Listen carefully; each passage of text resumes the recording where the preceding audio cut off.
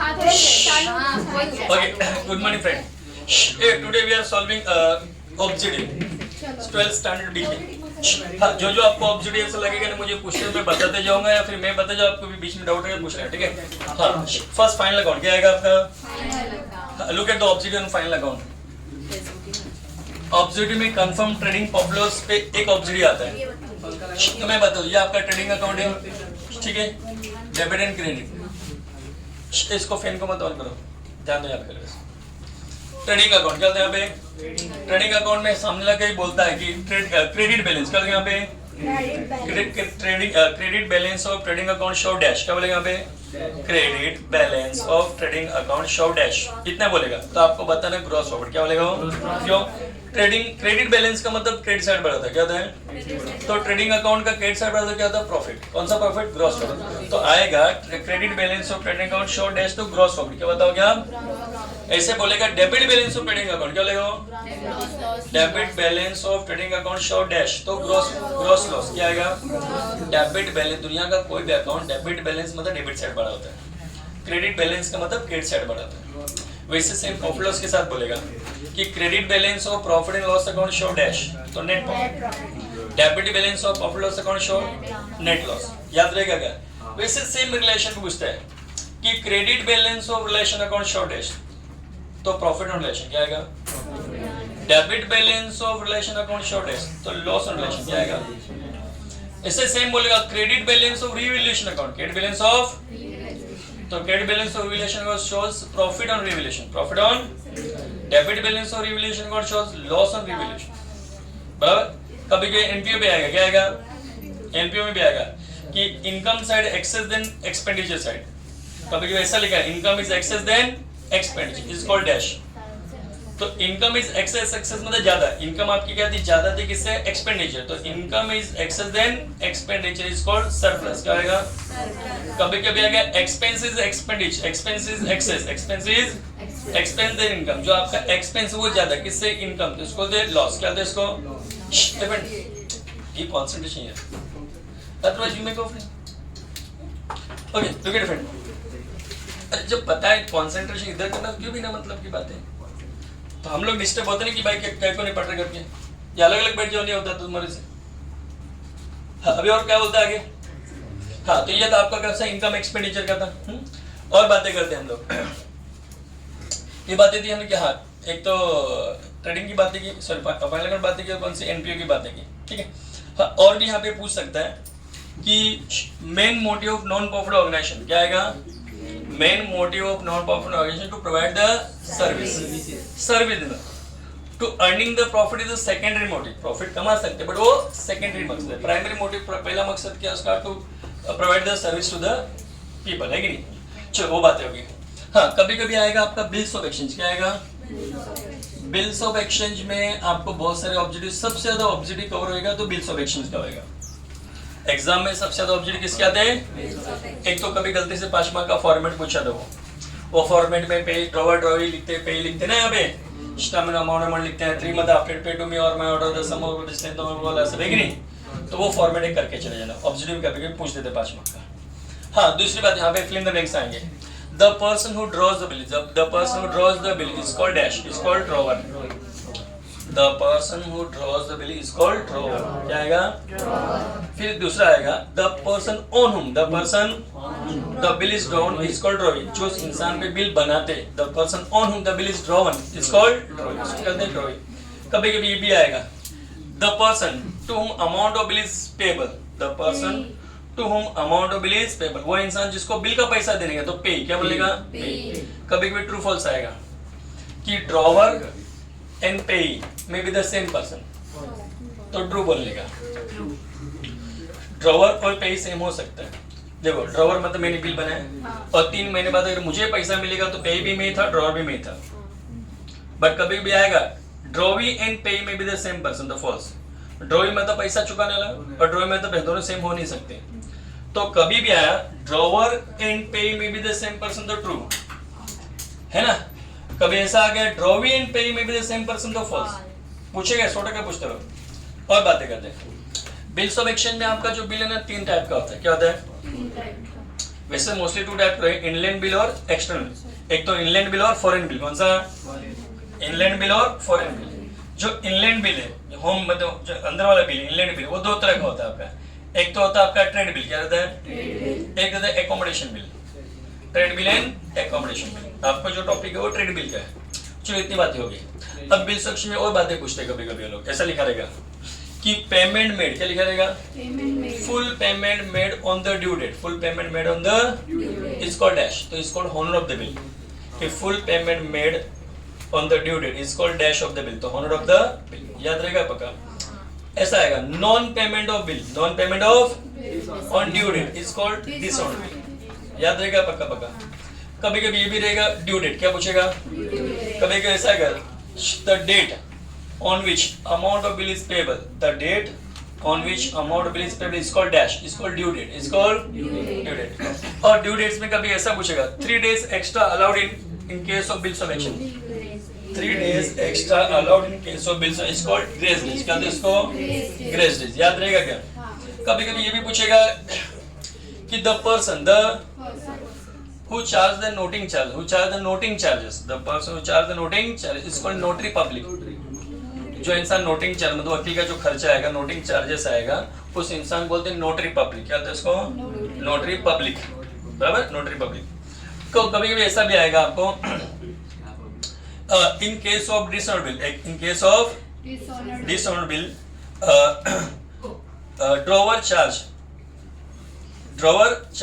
Extra charges is called noting charge, is called जो extra charge करेगा वो क्या रहेगा आपका? Noting charge.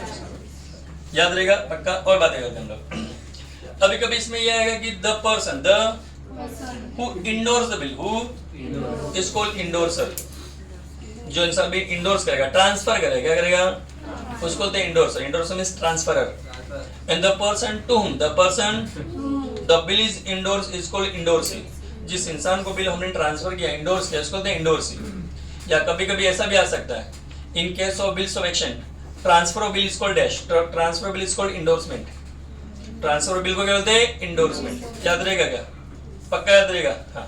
और बिल्स ऑफ एक्सचेंज पे और क्या आ सकता है? तो हाँ, ऐसा भी आ सकता है the person who accept the bill, the person who accept the bill is called dash, तो the person who accept the bill is called acceptor, is called acceptor.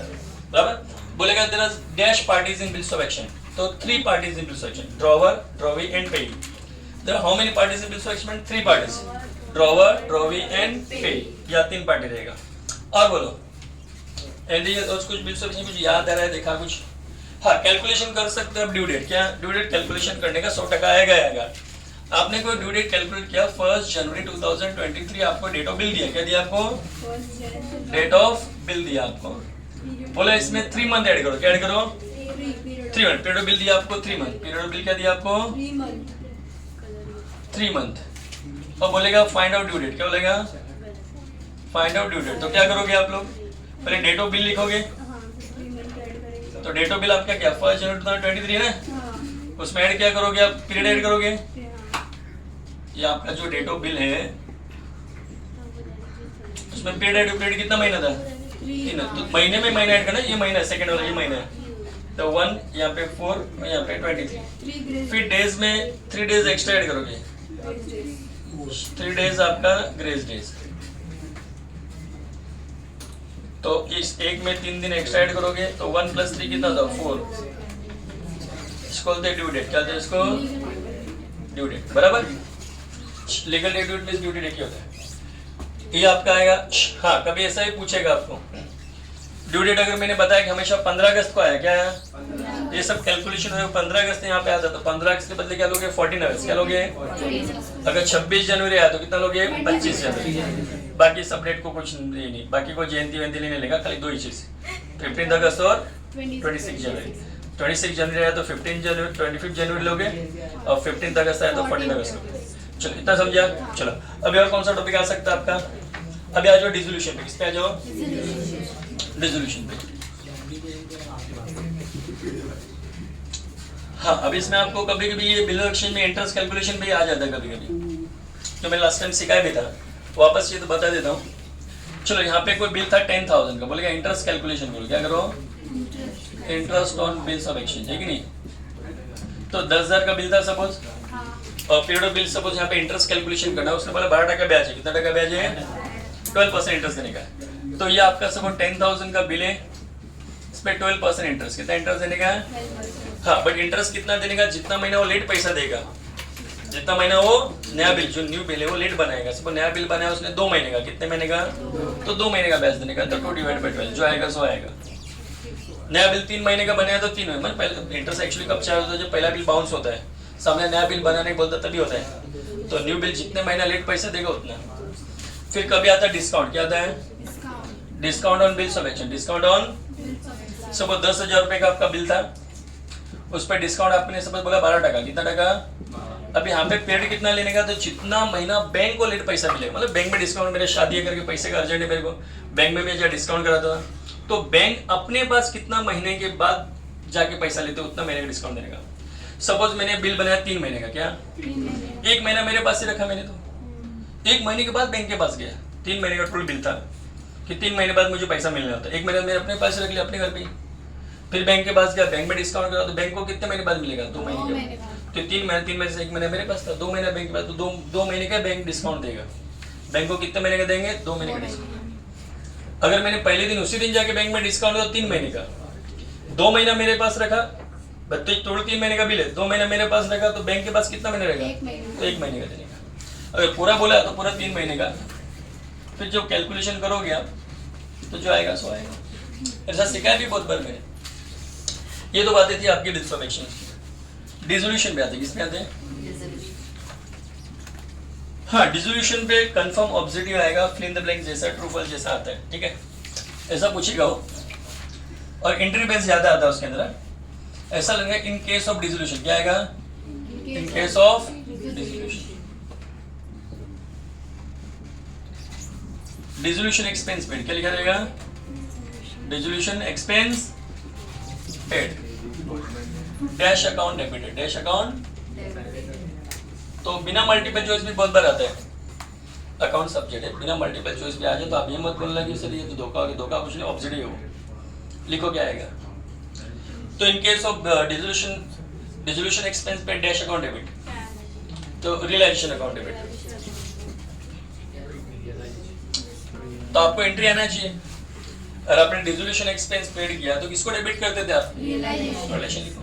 बच्चा रट्टा मार के जो डिसोल्यूशन नाम है तो रिलेशन लिखने का, तो बहुत शाने वालों भी आप रट्टा मार के जाओगे तो डिसोल्यूशन नाम है रिलेशन लिखने का, वो लोग भी बहुत शाने वैसा लिखते हैं कि in case of dissolution expense paid dash account debit, वो कर देते डैश अकाउंट क्रेडिट। वो लोग क्या करते थे? डैश अकाउंट क्रेडिट, तब क्या आएगा? हाँ, कैश बैंक या बैंक जो भी लिखा है, कैश बैंक अकाउंट क्रेडिट या बैंक अकाउंट क्रेडिट जो भी लिखोगे, ठीक है, तो कैश बैंक अकाउंट क्रेडिट, ये सब याद रहना बनता है, याद रहेगा पक्का।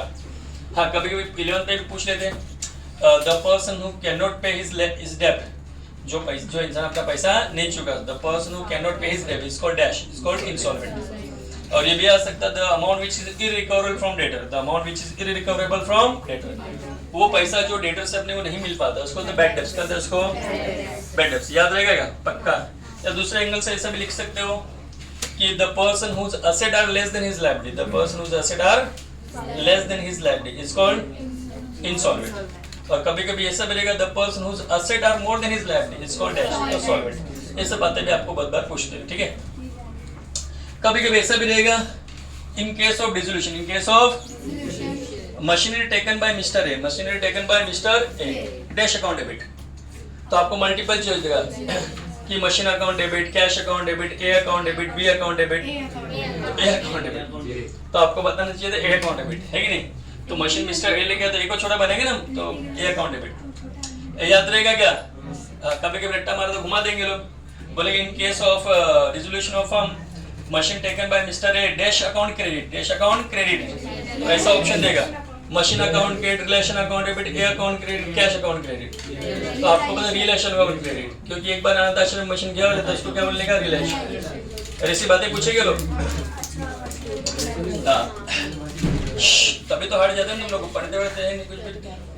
हाँ, और पूछता कभी कभी हो ऐसा बोलेगा कि in case of dissolution firm creditor paid by mister A, creditor paid by Mister तो dash account is credited, Mister A को बड़ा बनाओगे, ए इज क्रेडिटेड।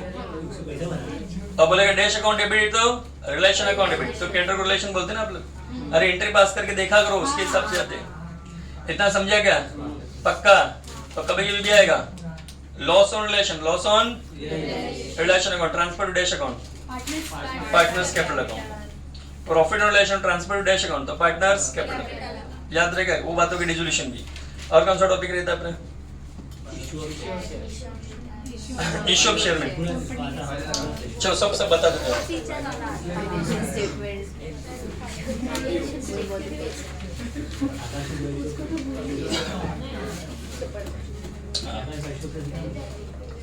चलो ध्यान पे। हाँ अभी आ जाओ एडमिशन पे। एडमिशन में 2-3 ज्यादा नहीं आएगा। एडमिशन में खाली इतना ही बोलेगा goodwill is in dash asset, goodwill is in intangible asset. कभी लिखा the dash is the reputation of market, goodwill is the reputation of market. ऐसा छोटी छोटी बातें आएगी वहाँ पे। और डेबिट क्रेडिट वो आएगा कि मिस्टर ए ने लेके गया मशीन, तो किसको डेबिट करने के लिए बताएगा। अब उसमें आएगा in case of admission of firm, asset taken by, मतलब machine taken by Mister B, machine taken by, तो डैश अकाउंट इज क्रेडिटेड, तो मशीन अकाउंट इज क्रेडिटेड। अरे वहाँ पे तो मशीन को मशीन लिखते हैं ना। अभी डिसोल्यूशन हो रही है ऐसा कुछ ही।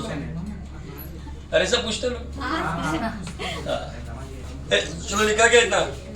हाँ अभी आएगा उसके बाद कौन सा आपको कौन सा issue of share, issue of share की बातें करते हैं। हाँ इश्यू ऑफ शेयर में यहाँ पे कभी कभी ऐसा पूछेगा कि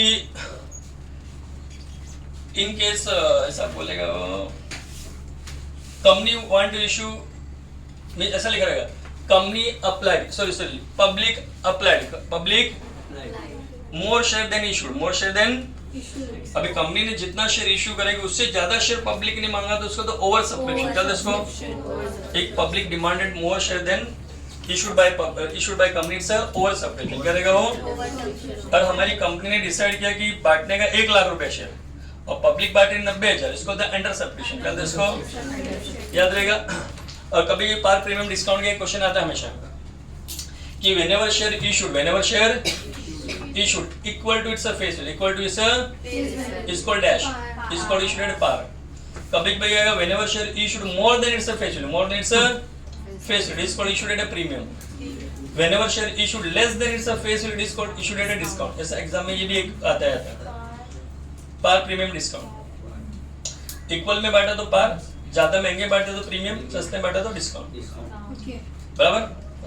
तो कभी कभी ऐसा भी आ सकता है एग्जाम में इश्यू ऑफ शेयर के ऊपर कि application money transfer to dash, application money transfer to share capital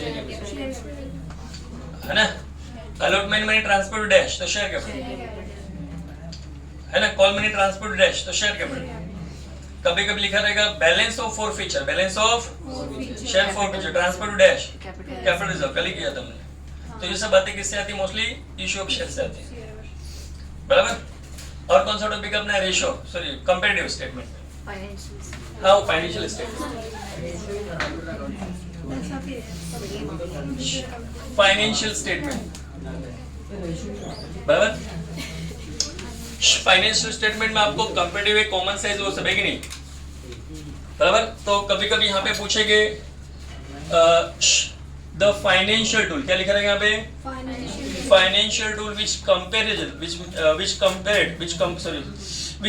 क्या बोलेगा? Which compare the 2 year sale, which compare the इसको डैश, वो फाइनेंशियल स्टेटमेंट 2 साल के सेल को कंपेयर करता है, उसको कंपेयर टू इनकम स्टेटमेंट क्या होता है उसको, क्योंकि सेल तो इनकम स्टेटमेंट में आता है। अरे ऐसा आएगा द स्टेटमेंट, या फिर ऐसा आएगा the statement which compare the gross profit of 2 year, it's called income statement, compare to income statement. अरे ग्रॉस प्रॉफिट भी यहाँ पे कंपैरिजन होता है, नेट प्रॉफिट भी उसी में कंपैरिजन होता है। और कभी कभी ऐसा आएगा the financial statement which compare the 2 years share capital, 2 years तो comparative balance sheet, comparative balance sheet ऐसा होता है। और कभी कभी ये भी आएगा, रेशो नाम का टॉपिक सबसे ज्यादा आएगा उसमें ऑब्जेक्टिव में। ऐसा रहेगा कैलकुलेशन करने के बोला, find out quick ratio, find out, तो क्विक रेशियो का फॉर्मूला है ना, मांगता है कैलकुलेशन में। क्विक रेशियो का फॉर्मूला है quick current asset divide by quick current liability. और क्विक करंट एसेट में क्या क्या आता है आपका, डेटर, क्विक करंट जो 6 महीने पैसे में कन्वर्ट कर सकते हैं, बिल्स रिसीवेबल डेटर वगैरह वो सब मैंने लिख के दिया आपको, एक दिन लिख के दिया हुआ है, वो लिखा हुआ कभी देखा करो, सब लिख के दिया मैंने।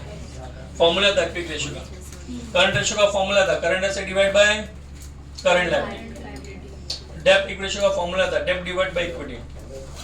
ऐसे बातें थी यहाँ पे।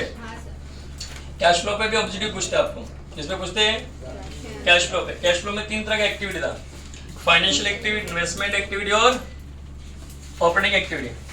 पहले ऑपरेटिंग था, operating activity means day to day activity, जैसे purchase of goods, sale of goods, payment of wages, salary, जो भी ट्रेडिंग प्रॉफिट में आइटम आती थी वो सब कौन सी थी, ऑपरेटिंग एक्टिविटी। कौन सी थी वो, ऑपरेटिंग एक्टिविटी थी। स्टेशनरी का खर्चा पेड किया, रेंट पेड किया, ऑफिस एक्सपेंस पेड किया, all are the operating activity. फिर आपका था सेकंड इन्वेस्टमेंट एक्टिविटी। कौन सा, इन्वेस्टमेंट एक्टिविटी में क्या था, purchase of fixed asset, purchase of machine, purchase of building, है कि नहीं, वो सब कौन सा आपका इन्वेस्टमेंट एक्टिविटी है। Sale of building, sale of furniture, वो सब कौन सा इन्वेस्टमेंट एक्टिविटी है। फाइनेंशियल एक्टिविटी में आता था लोन, क्या आता था, फाइनेंशियल एक्टिविटी में आपने इशू ऑफ शेयर, क्या आएगा, शेयर बांट के पैसा आता, प्रेफरेंस शेयर बांट के पैसा, डिबेंचर से पैसा आएगा, लोन लेके, बैंक लोन लेके पैसा आएगा, सब कौन सा एक्टिविटी, फाइनेंशियल एक्टिविटी। उसको रीपे किया तो भी कौन सा, फाइनेंशियल एक्टिविटी। बस फर्क है कि जब पैसा आता है तो कैश इनफ्लो बोलते हैं, और जब पैसा जाता है तो कैश आउटफ्लो बोलते हैं। इतना समझा गया। और पूछो ऑब्जेक्टिव, क्या नाम है, हाँ,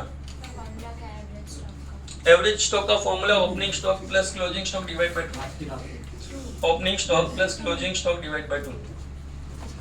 हाँ, कंप्यूटर का फ्रेंड आपको पढ़ना पड़ेगा उसमें, क्योंकि कंप्यूटर के ऑब्जेक्टिव ने पूरे कंप्यूटर बेस्ड है, उसके बेस्ड है।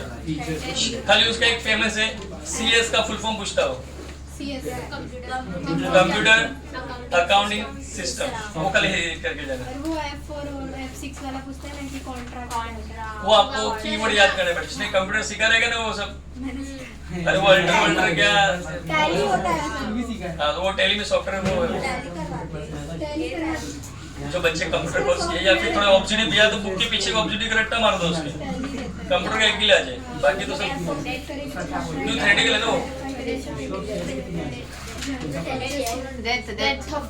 डेथ में कुछ ज्यादा ऑब्जेक्टिव नहीं आएंगे, डेथ में खाली इतने ऑब्जेक्टिव आएगा, in case of death of partner the legal heir, क्या रहेगा, लीगल हेयर कॉल्ड डैश, तो लीगल हेयर में तो उसका वारिस बोलते हैं एग्जीक्यूटर, क्या बोलते हैं उसको, एग्जीक्यूटर बोलते हैं। और कुछ नहीं आएगा उसमें, नहीं रिटायरमेंट में नहीं आता, रिटायरमेंट खाली गेन रेशियो आएगा, क्या आएगा, गेन रेशियो का फॉर्मूला पूछेगा, gain ratio equal to new ratio minus old ratio. Sir under value under value में तो कैलकुलेशन करना है अपने को, अंडर वैल्यू में तो आपने कम लिख के रखा है। अगर आपकी कोई प्रॉपर्टी यहाँ पे बोल रहा है 80,000 है, क्या है, वो बोलेगा इट्स अंडर वैल्यू बाय 20%, 20% से अंडर वैल्यू कम लिखा है, तो वो 80% है ना, अपने को उसको 100% करना है, क्या करने का, जो लिखा हुआ है 80 है, अपने को 100 चाहिए, तो 80 में तो इतना, तो 100 में तो कितना, तो 1 लाख आएगा, तो 1 लाख आएगा, तो 80,000 लिखा हुआ तो अपने को 1 लाख लिखना, तो 20,000 ऐड करना पड़ेगा, मतलब अंडर वैल्यू में आपको ऐड करना पड़ता है, और ओवर वैल्यू में आपको, ओवर वैल्यू में ज्यादा लिख के बैठा, कम करो, 100 में तो कम लिख के बैठा, आपको ज्यादा करना है। Okay friend, we have completed objective. Bye bye. Thank you for watching video friend.